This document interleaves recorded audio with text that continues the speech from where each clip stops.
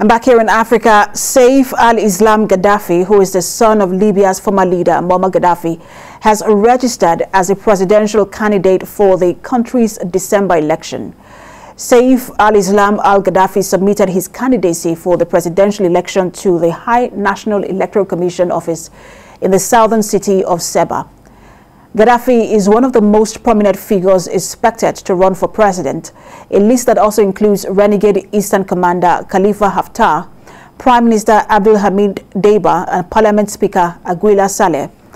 And despite the public backing of most Libyan factions and foreign powers for elections on December the 24th, the vote is still in doubt as rival entities squabble over the rules and schedule. A major conference in Paris on Friday agreed to sanction those who disrupt or prevent the vote, but there is still no agreement on rules to govern who should be able to run. Global Affairs Analyst Collins Nweke joins me now on the news to discuss this. Good to have you join us, Collins Nweke. Thank you, Precious, for having me. So, he has now, that Saif al-Islam Gaddafi has now given a major speech to back his candidacy for this election. Let's circle back to before this election, before the 2011 uprising. He was a man who was favored by the West. He studied in the London School of Economics. He had more affinity for democracy. But during the uprising, he did turn his back on his beliefs when it comes to democracy to support his father. And then he went against those the popular faces of those uprisings. And now he seems to be back to the scene to run for elections in a democratic government. What do you make of this, and what do you think is the message here? Well, when he decided to choose family over what he actually had made people believe to be, a democratic, progressive credential that he possessed, I think it was a clear choice that he made.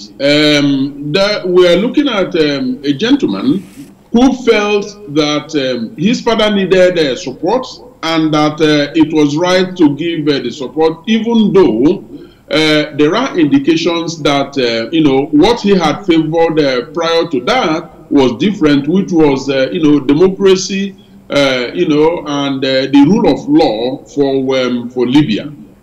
Well, we saw how all of that played out to the point that indeed his father was captured and murdered.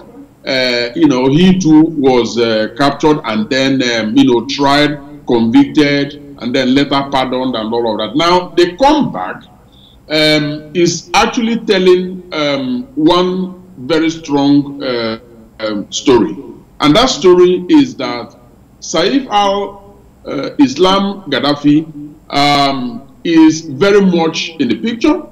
The International Criminal Court may, be wanting his head and wanting him delivered, to stand trial. But he wants to send the message across that he is very much alive and kicking, and that he remains a force in Libya. Now, whether he actually intends to win this presidential election is something totally different. Of course, he's running because I was just going there. I'm sorry to interrupt you. I was just going to go there because you referenced the International Criminal Court. There is a request for him to be handed over, and then he's running for elections, amid all of this. And so it just makes one wonder: is this does he really believe that he could win this election?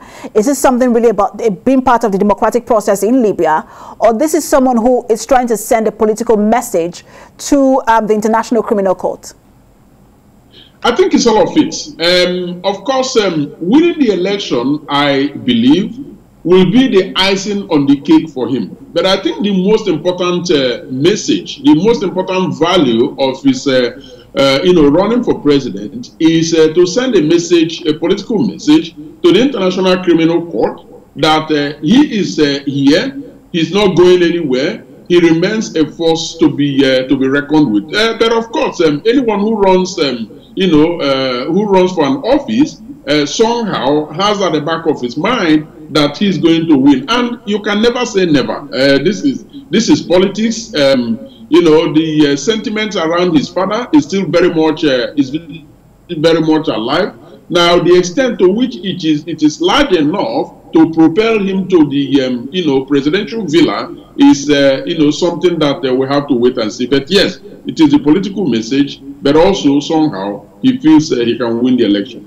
I want to stay on the point you raised, just your last statement, which is about the sentiments around his father. Some people remember him before the 2011 uprising, that nostalgia of the era before the 2011 uprising.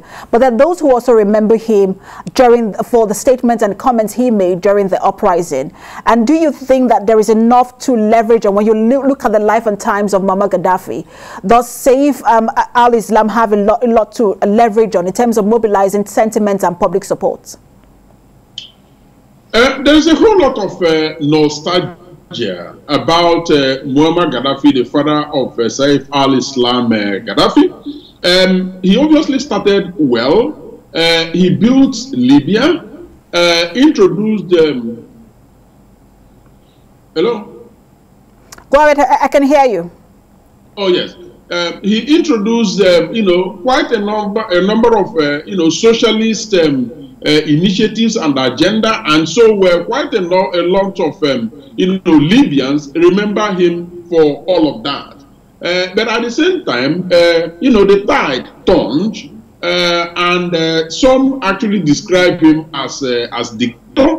Quite a lot of people were killed, and then the uprising that then led to his death. So it is a mixed bag, in the sense that yes, there is a nostalgia, but the fact that the country has been in disarray since his ouster and murder, and ordinary Libyans have really not experienced any life that is better than when Muammar Gaddafi was there, is actually something that might play in Saif's favor.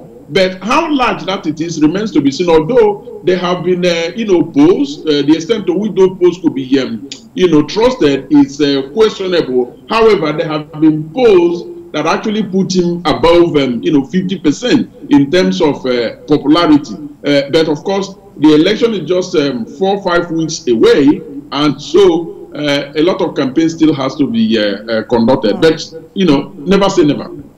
And the election itself is still in doubt whether it can hold on December the 24th. And we'll see whether he becomes one of the front runners. Always great to have these conversations with you, Global Affairs Analyst Collins Nweke. Thank you so much for having me.